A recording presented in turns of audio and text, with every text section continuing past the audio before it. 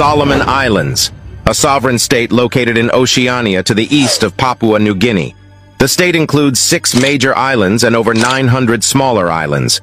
The capital, Honiara, is located on the island of Guadalcanal, which became a famous battleground between U.S. and Japanese soldiers in what is now known as the Solomon Island Campaign of 1942 to 1945. Nestled in the midst of vast oceans, these remote islands have long held a mysterious allure for many. Tales of a tribe of giants, said to be the offspring of Nephilim, still roaming in these islands continue to spark curiosity and fascination among those who seek to unravel the enigma that surrounds these lands. The remote islands were left undiscovered to the rest of the world, inhabited only by indigenous people who had lived on the islands for thousands of years. In 1568, a Spanish explorer by the name Álvaro de Medina became the first European to discover the islands, navigating the oceans from Peru. After discovering the islands, Álvaro named them the Islands of Solomon, with the belief that he had found gold, and not just any gold, but the place where the biblical King Solomon obtained the gold for his temple in Jerusalem.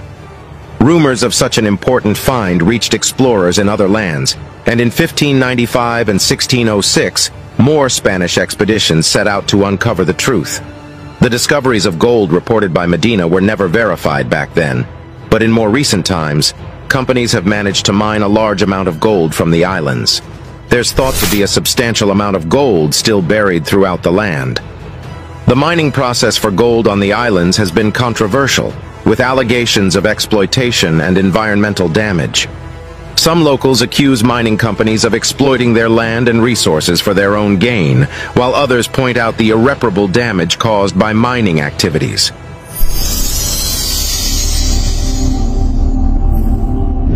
However, the allure of the islands is not just about its golds.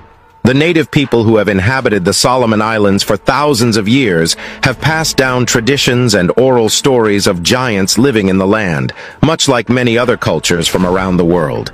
And these people living on the islands still believe that these giants exist today. The stories of the giants have many variations and interpretations, with some believing them to be benevolent creatures, and others considering them dangerous and malicious.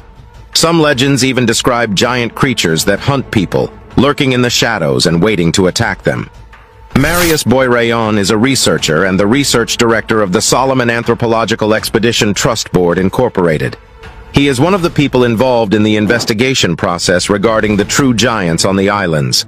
Boy-Rayon is based in Australia, but lived and worked in the Solomon Islands as a helicopter pilot and engineer. He even married a Solomon native woman and became a citizen there. During his stay, he became familiar with the island's culture and traditions, including the stories about the giants. In 2010, Boy-Rayon published the book Solomon Island Mysteries, which contained stories from the local people, including his wife. In his research, he discovered that giants were living on the islands, and some were over 10 feet tall. He referred to these giants as Guadalcanal giants. They have long, black, brown, or red hair, double eyebrows, red eyeballs, flat noses, and wide mouths. Marius writes that some of the giants were killing and stealing humans from their villages. He speaks of a huge, rogue, killer giant that attacked the indigenous people. Many warriors died trying to slay the giant before villages had to be moved to other parts of the islands to protect their people. The Solomon Island giants are said to have social structures, and there are possibly thousands of them that inhabit Guadalcanal to this day. They use complex cave systems to pass from one side of the island to the other without ever having to see daylight. Among the islanders, one of the most eerie stories related to the giants is the story of Mango. Many years ago, a girl named Mango was taken by the giants. After 25 years, being believed dead and never to be seen again, Mango reappears in an unrecognizable and shocking state. Mango is found to be pregnant and believed to have been taken as a wife by one of the giants for over 2 decades. She gave birth to a half-breed boy who was killed by one of Mango's brothers at the age of 5. Mango herself remained in a severely unstable mental state until her death. According to the story, some of the men on the island are aware of the location where her son is buried. But the stories about these giants were not limited to locals.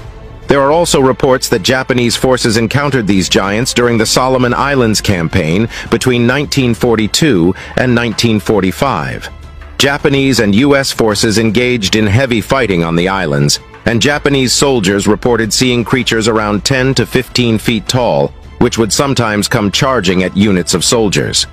The bullets had little effect on them, and soldiers had a hard time sleeping as they could hear their fellow comrades wailing through the night as the giants launched more attacks. The cannibalistic nature of the giants struck fear in the hearts of the Japanese infantry.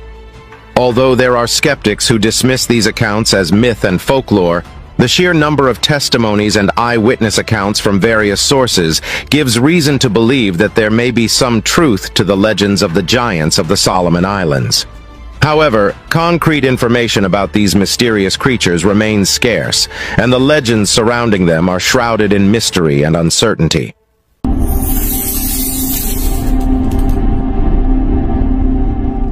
The idea of giants has been present in many cultures throughout history, from the biblical account of the Nephilim to depictions in ancient architecture and cave writings. The legends about these creatures may be a remnant of the time when fallen angels coexisted with humans, which led to the birth of the Nephilim and the subsequent appearance of giants in various parts of the world.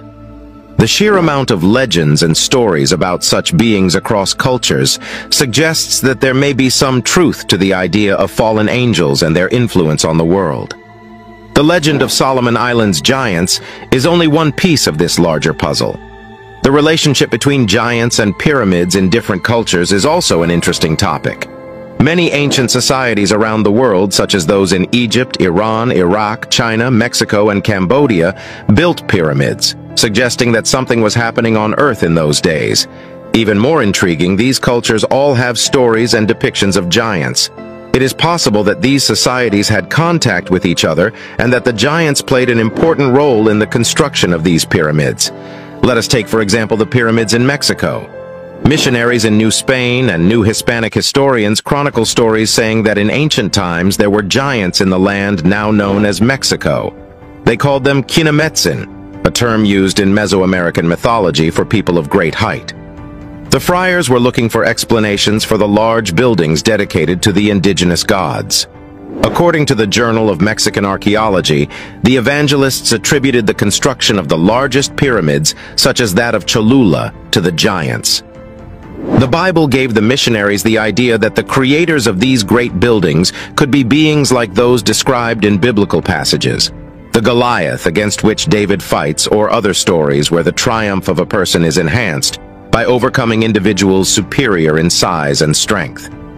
A story by Friar Andrés de Olmos, famous for his work as a philologist of the indigenous groups, tells that in the palace of the first viceroy of New Spain, Antonio de Mendoza, bones of a human foot were found where each toe measured almost the palm of a hand. Like the Bible story of Noah and the flood, the giants perished in the catastrophe of Atanasha, a great flood in the mountainous area of Tlaxcala. Another ancient megalithic structures that are believed to be built by the giants are the unbelievable structures made from enormous basalt stones in Nan Madol, in the island of Pohnpei. The walls are standing as high as 58 feet tall and measuring as much as 17 feet thick. Columns and buildings all made from stone which weigh anywhere from 5 to 50 tons, stacked in the manner which one might construct a log cabin. Astonishingly, it has been estimated that over 750,000 tons of stone were used in the site's construction. The labor and effort needed to build these structures are so massive that it couldn't be done by ordinary humans. It was widely believed that this could have only been built by giants. This was supported by the discovery of Victor Berg, the appointed governor during German rule in the island. When he ventured into Nan Madol in 1907, he stumbled upon a sealed tomb that was believed to contain the remains of Pohnpei's ancient rulers. To his surprise, he found skeletal remains that were significantly larger than any he had seen before, indicating the presence of a race of giants standing at 10 feet tall. This discovery led Berg to wonder about the identity of these giant rulers. However, a violent storm that hit the island on the night of his discovery, accompanied by the sound of conch shells and glowing orbs in the sky, left Berg dead the next day. leading the locals to believe that Nanmadol was guarded by supernatural forces. After World War I, Japan took control of Pohnpei, and they also began to investigate Nanmadol. According to remaining sources, Japanese scientists discovered that the ruins of Nanmadol, built on top of coral reefs, were just a small part of the puzzle, and that Nanmadol extended deeper into the ocean, forming an entire sunken city.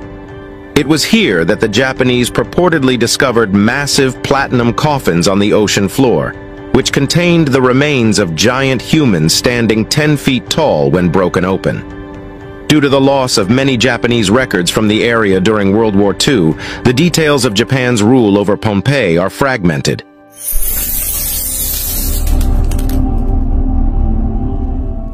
The concept of the return of the Nephilim and their offspring during the last days is an intriguing theme that appears in several Bible prophecies. One of these prophecies is found in Revelation chapter 9, which describes an army of 200 million strange creatures that will bring a plague to the earth, resulting in the death of a third of humanity. The nature and qualities of these beings are unknown, but some theories suggest that they may be some type of descendants of the Nephilim, resurrected to fight in the war of the last days. Another Bible prophecy that supports this theory is found in Luke chapter 21, verse 26, which speaks of people fainting with fear and anxiety due to what will happen on earth in the last days. The powers of heaven will be shaken, and men will faint in fear at the sight of what will come upon the earth. Something so terrifying could be the Nephilim and their offspring being resurrected, brought back to life by some type of wicked supernatural event that would occur to usher in the last days of the earth. While these prophecies are open to various interpretations, they are worth considering in the context of the legends and stories associated with giants throughout the world, including those in the Solomon Islands. It is possible that giants still exist today, concealed in the caves of the earth. Only time will tell whether the return of the Nephilim and their offspring is inevitable or simply the stuff of legend and myth. Do you believe that there are giants living in our midst?